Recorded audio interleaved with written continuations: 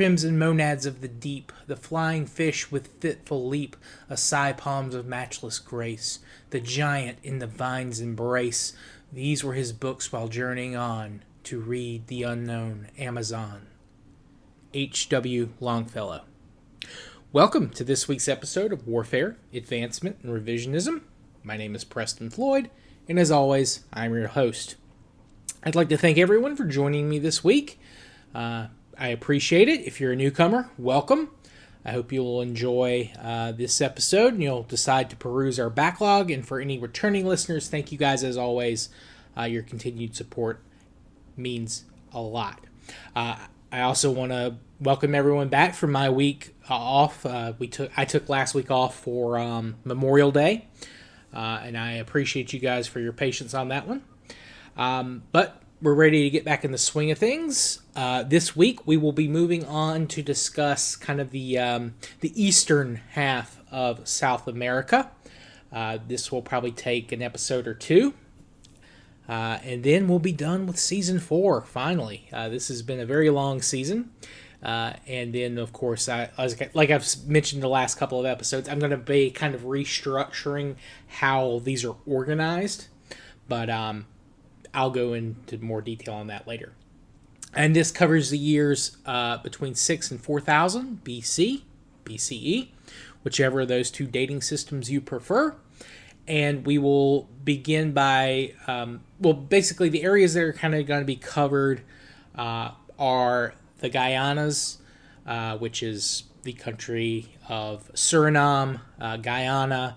That also includes the French department. I believe it's a department of France, but French Guyana, or as they're collectively known, the three Guyanas, even though technically there is also the Portuguese Guyana, which now belongs to Brazil. So Brazil technically has a little portion of the Guyanas as well. And then, of course, Brazil itself, which contains the majority of the Amazon basin. And then Paraguay, Uruguay, and Argentina. Before that, though, I did have one thing from last week's episode I wanted to kind of clear up and make sure people are aware of it. I should have put the note in the picture on YouTube when I post it, but it has to do with the mummies in what is now northern Chile, southern Peru, that area, the Chinchorro mummies. I posted a picture of it's a mummy that is kind of in a seated position. His body's kind of exposed. That is actually a staged photo.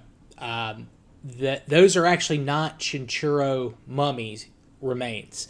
That was actually found by I can't remember the guy's exact deal, but his dog essentially found those remains, and he kind of propped them up in that position, took a photograph, and then told people about it.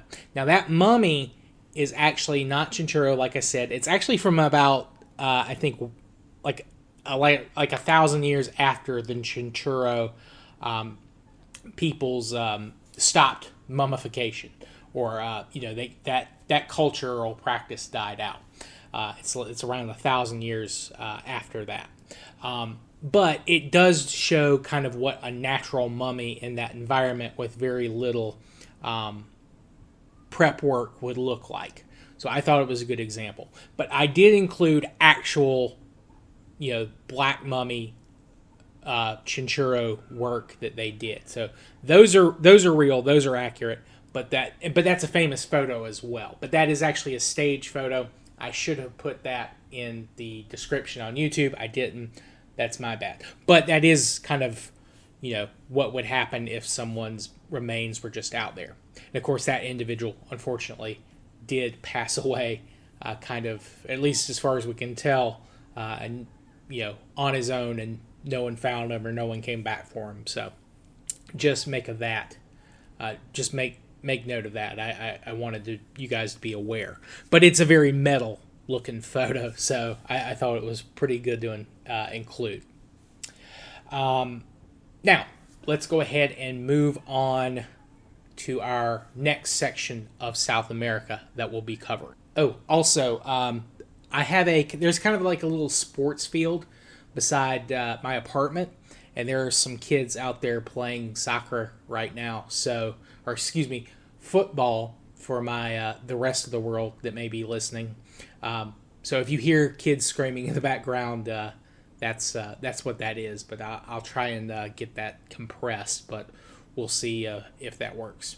Also, I want to go ahead and point out that there's a lot of archaeology still being done and excavations underway in what is now Brazil, specifically along the Amazon basin, going towards the Andes and those mountain ranges in the western portion of South America. So a lot of this stuff might be outdated because there's still not a lot of stuff that's being published, but it's being excavated and worked on right now. So this stuff is all much less certain than some of the other things we've discussed. But as always, I'll try to point out things that are more heavily debated than others. Also, for the Guianas, some of this overlaps with some of the things we talked about when we were discussing the prehistoric Colombia region. So keep that in mind as well. Specifically those that were beginning to move that way and were potentially developing pottery, or who were developing pottery. There's overlap between those peoples and the peoples living in the Guyana. Now, I'm going to start just to go ahead and cover Argentina. I know that's a little out of how I've kind of done things prior for other seasons and other parts of South America. However, Argentina is fairly easy to discuss. It is probably it is, at least from what we can tell archaeologically so far, probably one of the more sparsely populated portions of the Americas at this stage, and that shouldn't be a surprise. It is very far south, and to kind of get through, the coast of what is now Chile and cross those mountains, not an easy trek. It has been done. People have been living there since at least 11,000 BC. It could very well be later than that, but that's the earliest, I think, confirmed archaeological evidence that was, firmly dated. Now, the people living in Argentina, should come as no surprise to you at this point, are still hunter-gatherers. And they will be hunter-gatherers for quite a significant period of time. And they're going to remain so. I don't think agriculture even begins to be practiced there until about 1,500 years ago, essentially. And this group, genetically speaking, the people who are living there now, are genetically isolated, which is very interesting. And we'll get more into this later. But there was a study published in Science, I think back in November of this past year, 2025, where they basically discussed that the people living in what is now Argentina, the southern cone, they basically live there unbroken. There's no large scale genetic shifts of any kind until much later with the arrival of the Europeans. Now, there are some areas where you do have some genetic mixings in areas a little bit further to the north. But it seems like the languages and agriculture and things like that are spreading into the region are done without an accompanying wave of migration. And this is something that you don't really see anywhere else in the world. Europe, Asia, Africa, North America, other parts of South America. It's kind of odd because basically Argentina, for the most part, is very flat. There's no real big geographic barrier. It's just basically its remoteness that kind of I guess prevented people from moving. Maybe the environment wasn't conducive to the type of lifestyles that other people are beginning to practice. So, the hunter-gatherers maybe just felt more comfortable there. And everyone else, they were beginning to practice these new life ways and economies, and they didn't feel like leaving that area. So that is something that's fairly odd. But the article for Science, I'll read. It's the mystery group lived in central Argentina for millennia. Ancient DNA reveals. But it's a pretty interesting paper, and it goes forward into time, much more forward than what we'll be discussing for this episode. But essentially, basically, the people living here are hunter-gatherers. They're going to remain hunter-gatherers.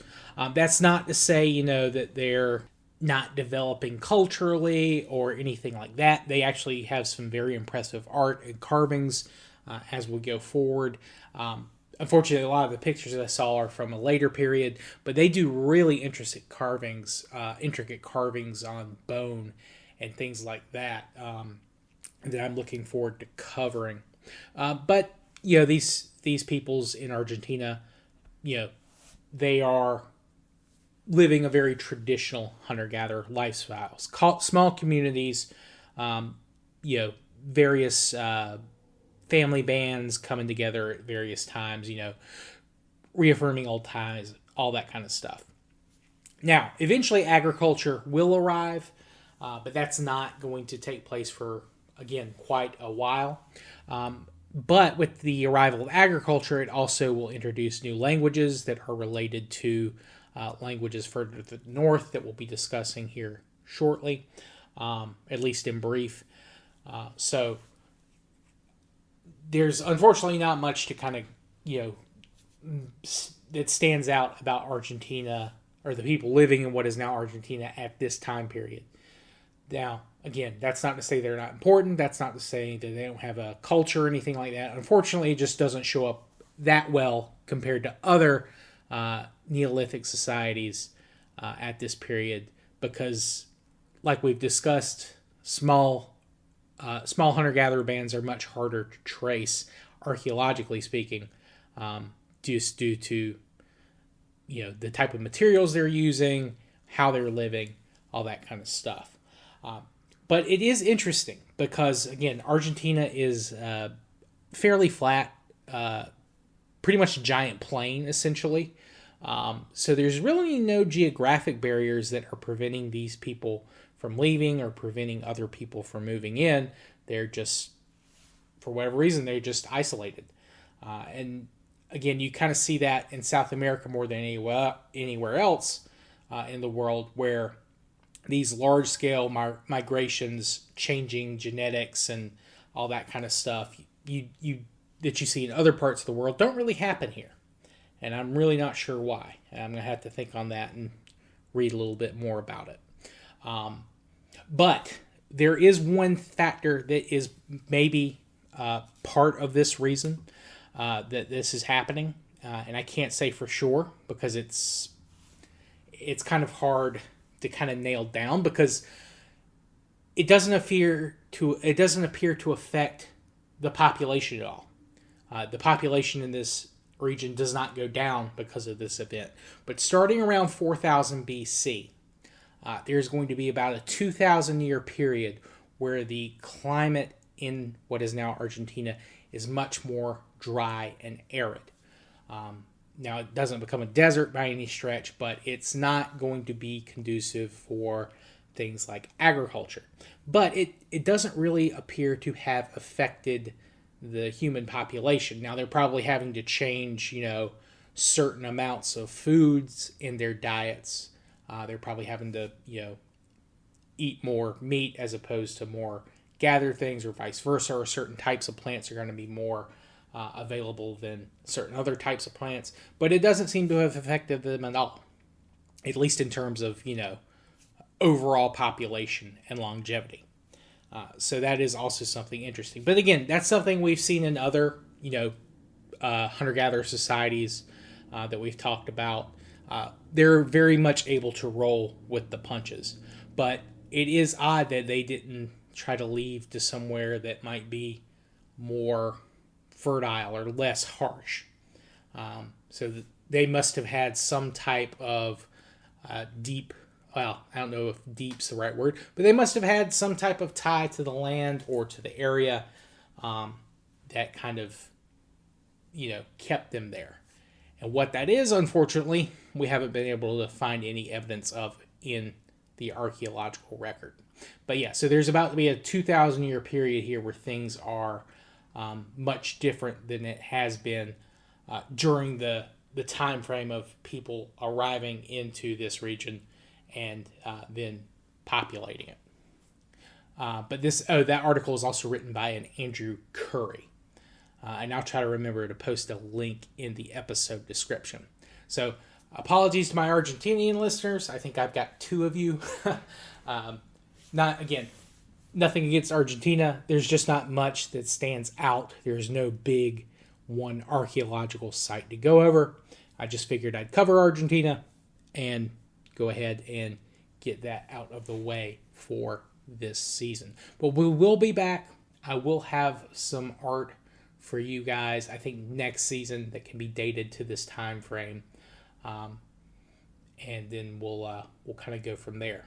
Now, back to the northeast of South America, where we'll kind of go from there, and then we'll head back to Brazil. Also, I think I need to go back and listen to it, but I think I did not include Venezuela in this kind of overview.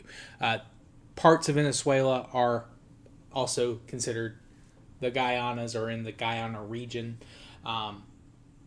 So there is some overlap there.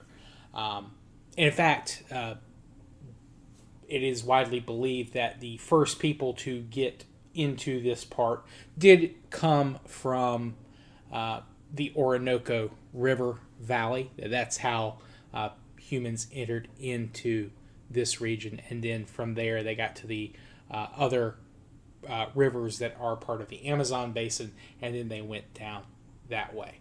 And we'll get into that here shortly. But my apologies to Venezuela. Forgot to include you in that first part of the episode. Apologies for the quick cut there. There were some emergency vehicles going down the road, so I had to pause there. But the term Guyana actually, when it was first being used, actually described the region kind of east of the Orinoco River, north of the Rio Negro, which is a tributary of the Amazon River, and then where the Rio Negro meets the Amazon, and then north of the Amazon to the Atlantic Ocean. That entire area was initially referred to as Guyana. In fact, it was sometimes referred to as the island of Guyana, even though it's not an island. They just kind of described it. That was kind of a descriptor for cultures that lived in the area that kind of shared a lot of similarities. Even though there are differences and were differences between various different groups living there, but they were all kind of in the same general region, and they had a lot of similar lifestyles, even if culturally they were distinct groups. And we'll go into that here right now. Now, as you might have guessed, because they were traveling along rivers, fishing is a big part of their diet and their economy, in addition to, of course, traditional hunting and gathering. And what you'll see, not just in this area, but also in parts of Brazil that we'll be getting into later, that they would set up, small villages along rivers near fishing sites, and of course hunt and fish, as well as gather from the local environment. So very big part of it. But travel by river is very important to this region, and is very important to how these groups will eventually spread, and how languages and agriculture and trade happens. And that is very much happening. Unlike where we talked about in Argentina, there is much more evidence of genetic movements, as well as trade of ideas like agriculture. So maybe that's part of the reason that there wasn't so much change genetically speaking in Argentina. There just weren't as many rivers to traverse. But that is just a guess on my part. So take that with a grain of salt. In fact, the Orinoco's name comes from a Warao term, which means a place to paddle. In Warao, it is Guianas, which means paddle place. So the very name of the Orinoco means a place to travel, essentially, or a place to navigate. And as we'll see, people will certainly navigate it over time. And I don't want to get too much into languages just yet because I've discussed this before. A lot of the larger language families in South America, a lot of them are dated to around 3000 BC. So those languages may not, or at least their proto versions of these languages may not exist just yet. But that's how they're going to spread. Warao actually is a language isolate. It's not related to any of the larger language families of other groups that also live around the Orinoco Basin. So keep that in mind as well. In fact, Warao is kind of spoken on kind of the northeastern coast of South America, whereas further upriver there are a couple of different language families that are spoken along. There was a Venezuelan movie made, and I've been trying to find it online somewhere I could watch it without having to pay for it. Sorry, I'm pirating it, but it's called Gone with the River, and its dialogue is all in Warao. I think they're around somewhere around 20 to 30,000 speakers currently today, but their ancestors were probably traveling that river at this stage of history. Another group whose ancestors were traveling in the same region were the ancestors of the people who would develop the Arawakan language, and we discussed them in prior episodes for this season, though that language is one of those that is very heavily debated because there is because it's so widespread in South America. There's a northern and the southern branch. The southern branch is mostly in, I think, Peru and Bolivia, whereas the northern branches are in kind of that little triangle between Brazil, Colombia, and Venezuela. And of course, there are plenty of speakers kind of on the northeastern coast in the Guianas region as well.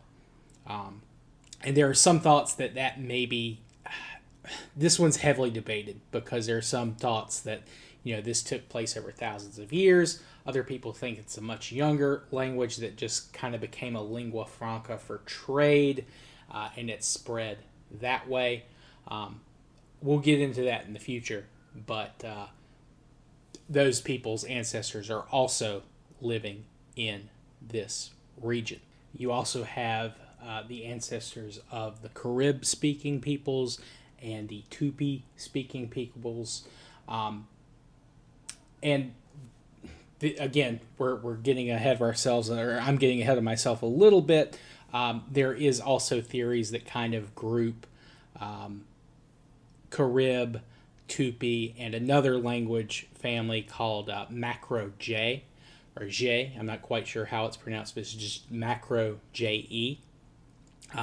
There is thoughts that they may have at one point had a common ancestor, and then they kind of split up. And the Carib, of course, would have been in the Guianas region, that kind of northeast portion of South America. The Tupi would have been a little bit further south, at least initially, in what is now Brazil, and then they would have spread along various branches of the Amazon and toward the coast. And the Macro J are kind of like a inland language family that occupies, or some of their speakers occupy large portions of inland Brazil, Paraguay, Uruguay, that kind of region.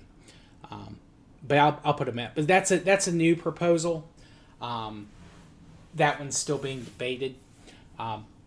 But essentially what I'm trying to say, that there's a number of people whose ancestors are living in the Guianas region and who are, going down probably, at least in small numbers, down the various branches of the Amazon, where they will establish, their own communities there and then expand out in those areas and so on and so forth. And that's been going on for quite a while.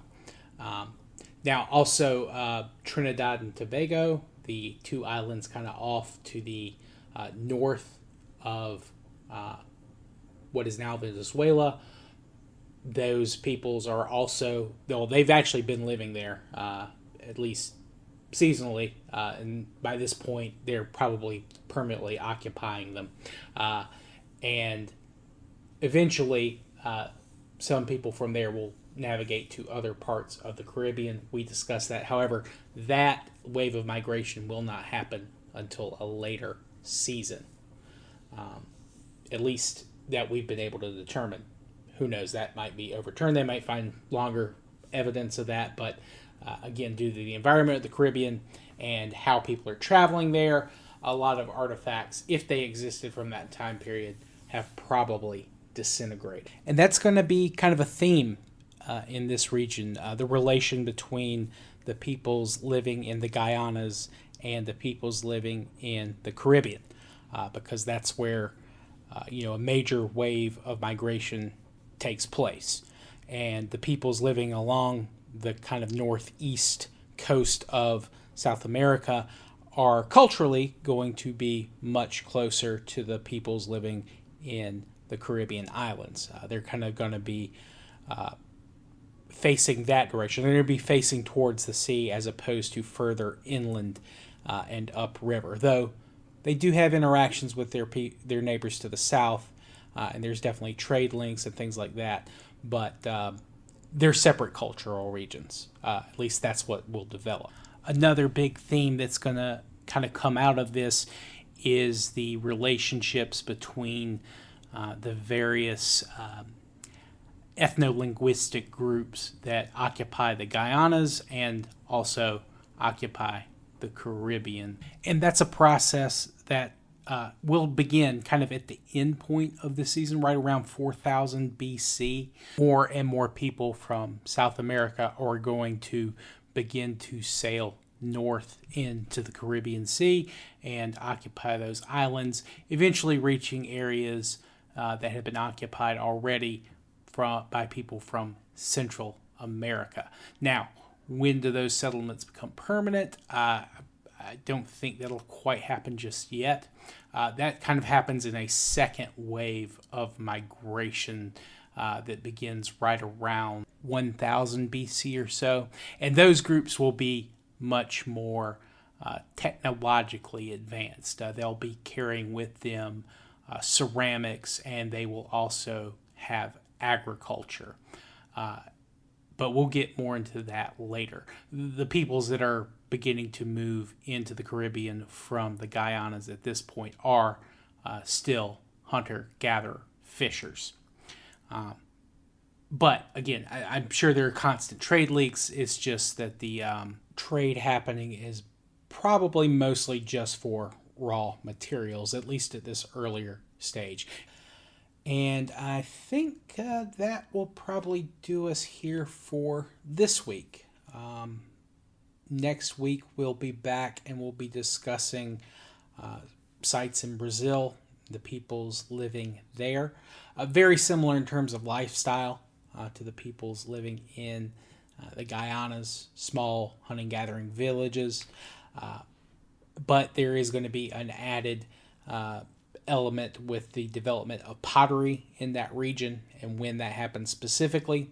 We'll also talk about some cave art happening in Brazil, or maybe not happening in Brazil at this time frame. That's something we'll get into. But I think this is a good place to call it for this week. And I think next week we should finish up South America for this season, and that will conclude season 4. And then we'll be moving on to kind of our new schema for organizing the show. Sorry there wasn't too much to get into specifics on. I did have to look ahead a little. There are material cultures, or at least traditions, that are briefly mentioned, but I couldn't find anything very well published, at least recently, in English. There's some really old stuff from the 20s and 30s that I'm not 100% comfortable relying on, because I know some of that stuff I was reading was outdated from things I had been able to, read just in more recent archaeological or genetic studies of the region. So I didn't want to rely too much on that older stuff. There also probably won't be any pictures on YouTube, I believe, for this week. So nothing I can really show in terms of kind of artifacts that would really stand out. I don't think too many of my listeners are able to determine different sizes and shapes of arrowheads. And if you can, I don't know why you would be listening to me talk about this subject, other than maybe you like my voice. In which case you don't need pictures, but that's neither here nor there. But I do want to thank you all for joining me this week. Again, I hope you've enjoyed the episode. If you've got any questions, comments, constructive criticism, please let me know. You can reach me via email at waradrevpod@gmail.com. You can send me a direct message on X/Twitter, or you can comment on my YouTube videos. I do answer comments there. And also, I do stream on YouTube most days during the week and on the weekend if I'm not traveling. So if you'd like to drop by and say hello, please feel free to do so. I'm always happy to say hey. You won't be able to send me any materials if I'm live on YouTube. YouTube does not allow people to post links. So if you've got any articles or anything you want to drop my way, I recommend email or message on Twitter. But I appreciate everyone for stopping by. I really do. It's been a crazy 2 weeks since the last episode, at least for me personally. I've had a lot going on at work. I'm going to have more going on at work this week. We've got some upgrades we've got to do at my office, so I have to be there very early. I'm going to have to wake up before the sun one day this week and get there so we can get everything finished before people get into work for the day. But I hope you've enjoyed again. I know I'm rambling. I'm out of practice with the week off, but thank you all. And I hope you have a good rest of your day and week from whenever you're listening to this. And I hope I will see you next time. Peace.